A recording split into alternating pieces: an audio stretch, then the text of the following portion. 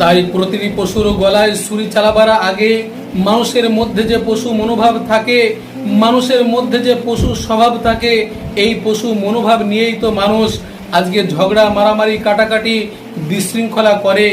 মানুষের মুখের আহার আজকে মানুষ কেড়ে খায়, সুদ খায়, ঘুষ খায়, সাম্প্রদায়িক দাঙ্গা ঘটায়, চুরি ডাকাতি করে, ছিনতাই করে, মিথ্যা কথা বলে, মিথ্যা সাক্ষী দেয়, মানুষ হত্যা করে, ব্যভিচার করে, গীবত, পরনিন্দা, পরচর্চা করে, পরের টাকা পয়সা, ধনসম্পদ আজকে মানুষ আত্মসাৎ করে।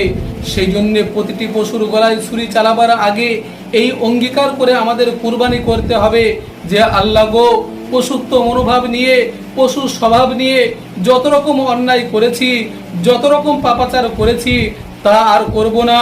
আমার পশু কুরবানির সঙ্গে সঙ্গে আমার পশুত্ব মনোভাবকে, আমার পশু স্বভাবকেও আমি কুরবানি করে দিলাম। এই অঙ্গীকার করে যদি আমরা কুরবানি করতে পারি এবং বাস্তব জীবনে তা বাস্তবায়িত করে চলার শপথ গ্রহণ করি, তাহলে আমাদের কুরবানি সঠিক হবে, আমাদের কুরবানি সার্থক হবে। মহান আল্লাহ তাআলা হযরত ইব্রাহিম আলাইহিসসালামের মতো আমাদের উপর তিনি খুশি হবেন, আমাদের জীবন সুন্দর হবে, আমাদের সমাজ সুন্দর হবে, আমাদের রাষ্ট্র সুন্দর হবে।